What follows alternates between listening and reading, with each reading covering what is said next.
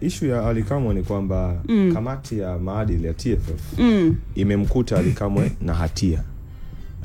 Hatia hiyo ni kuandika maandiko ambayo yalileta uchochezi. Hiyo ni official kanda ama ni nakupa ichukua okay. Ya kikachero inakupa.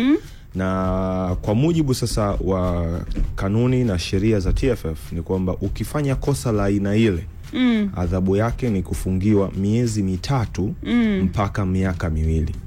Kilichokuwa kinaleta tafran ni Ally Kamwe atakula adhabu ya muda gani. Lakini so far amekutwa na hatia, na kwa mujibu wa kanuni atafungiwa kwa kipindi cha miezi 3 mpaka miaka 2. Sasa hapa ndipo tutasubiri, je, tutarudi kwenye kanuni yetu bora ambayo tunaipenda sana, kanuni ya busara, kuangalia namna gani tunaweza tukalipaka mafuta ili jambo, au tutabaki kwenye misingi ya kanuni ambazo tulizitunga sisi wenyewe mwanzoni mwa ligi, kwamba ukikosea kosa fulani utaadhibiwa kwa kipindi hicho cha miezi 3 mpaka miaka 2. Ikitokea kosa ni la kujirudia sana, basi mtu huyu atafungiwa miaka 5. Lakini Ally Kamwe yeye adhabu yake so far itadondoka kwenye hicho kipindi cha miezi 3 mpaka miaka 2 kwa sababu amekutwa na hatia. Na hatia yake iko wapi hasa? Nini kosa kubwa ambalo amelifanya? Kosa la Ally Kamwe ni kuandika maandiko ambayo kwanza yalichafua taswira ya ligi, lakini pili yametafsiriwa kama maandiko ambayo yalikuwa yanashutumu pasi na ushahidi upendeleo kwa baadhi ya timu kwenye ligi kuu Tanzania bara.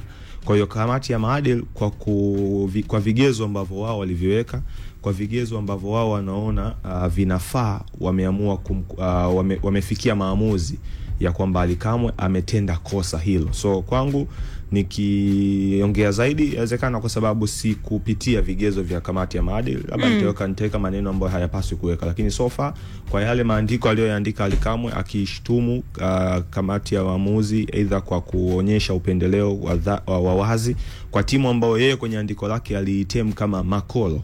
Hakuitem timu yoyote ambayo ina jina rasmi la ligi kuu, japo yeye kwenye andiko lake aliitem timu ambayo aliita makolo, akisema kwamba wamekuwa wakinufaika zaidi na makosa ya waamuzi.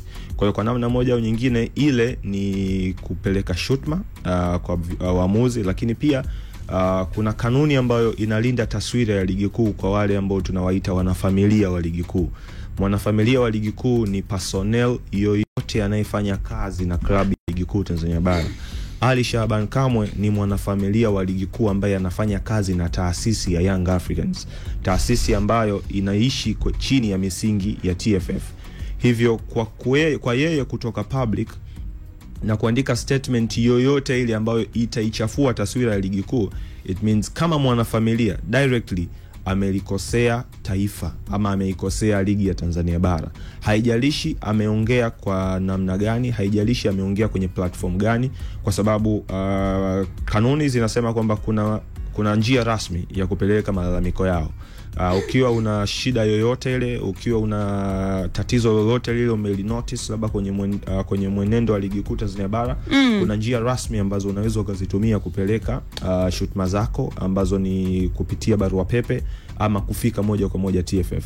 Lakini hakuna sehemu ambayo inamtaka mwanafamilia wa ligi kuu kupeleka shutuma yoyote ile directly kwa kupitia mitandao ya kijamii.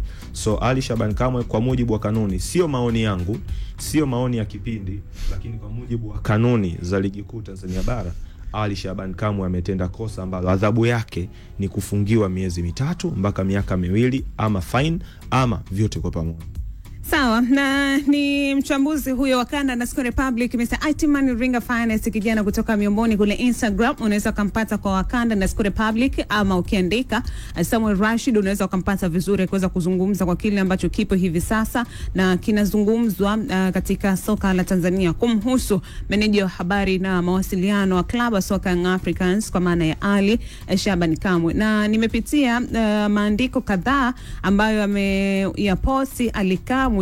Miongoni mwa maandiko ambayo yanatajwa kumsababishia kadhia hiyo ni andiko ambalo aliliandika Februari 3 mwaka huu 2025. Na andiko hilo ambalo limeandikwa wiki 4 zilizopita, aliandika kupitia katika ukurasa wake wa mitandao ya kijamii. Mimi nasoma kupitia pale Instagram. Amesema leo 90% ya mijadala inayofanywa kwenye vipindi vya michezo, wachambuzi wamejadili kuhusu makosa ya waamuzi kwenye mechi ya Kolo. Ameandika hivyo Ally Kamwe. Na leo si mara ya kwanza, huu ni mwendelezo, na kama mechi ya 10 mfululizo. Kila mechi ya Kolo huwa na mijadala redioni kuhusu makosa ya waamuzi yanayowanufaisha Kolo kupata ushindi.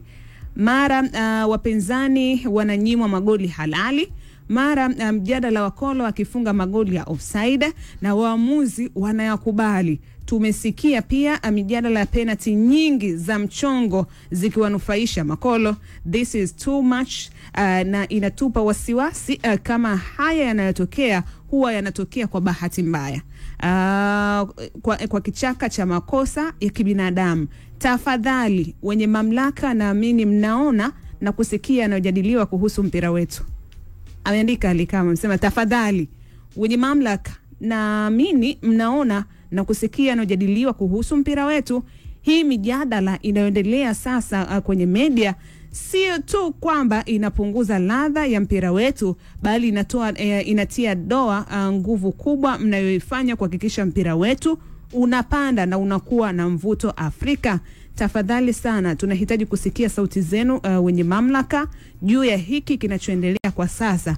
Haiwezekani timu moja tu iwe na matukio ya utata kwenye mechi zaidi ya 10. Hilo ni andiko ambalo ameliandika Ali Shaban Kamwe katika ukurasa wake wa Instagram Februari 3 mwaka huu 2025. Ya aliwaita wenye mamlaka. Wenye mamlaka, tafadhali. Tafadhalini wenye mamlaka, tokeni public mlizungumzie, na wenye mamlaka wametoka. Ya wametoka na wamemkumbusha namna ya kupeleka complaint yoyote ile ambayo utakuwa nayo dhidi ya timu yoyote ile ya ligi kuu, dhidi ya jambo lolote lile la ligi kuu. Alichokiongea, kuna sehemu kuna exaggeration ya maneno, kuna sehemu kuna uhalisia wa matukio ambayo tunashuhudia kwenye ligi kuu Tanzania bara. Kwa sababu kuna baadhi ya michezo tunashuhudia waamuzi wanafanya makosa, na yawezekana isiwe tu kwenye michezo ya timu moja, bali ni throughout the season, throughout the league, yani kuanzia timu ya kwanza kwenye msimamo mpaka ile timu ya 16 kwenye msimamo wa ligi kuu Tanzania bara. Zote zimekuwa zikinufaika na makosa ya waamuzi.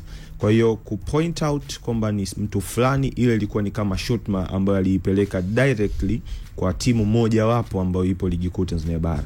Kwa hiyo ukishapeleka shutma za aina ile, nishasema hapa, ukishakuwa mwanafamilia wa ligi kuu Tanzania bara, tena mwenye taswira kama ya Ally Shaban Kamwe, wewe ni mtu ambaye obviously jamii kubwa ipo nyuma yako na itaamini chochote utakachokiandika kwenye ukurasa wako wa mtandao wa kijamii.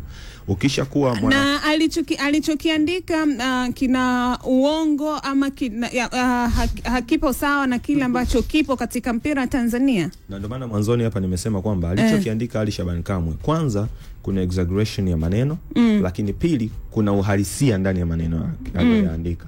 Na maana nikasema kwamba hamna si timu moja tu ambayo kwenye ligi kuu imenufaika na madhaifu ya waamuzi, bali ni timu zote 16 kwenye ligi yetu zimenufaika na haya. Nakumbuka kuna siku nishe kuwakumbusha maneno ambayo yapo kwenye maandiko ya Biblia.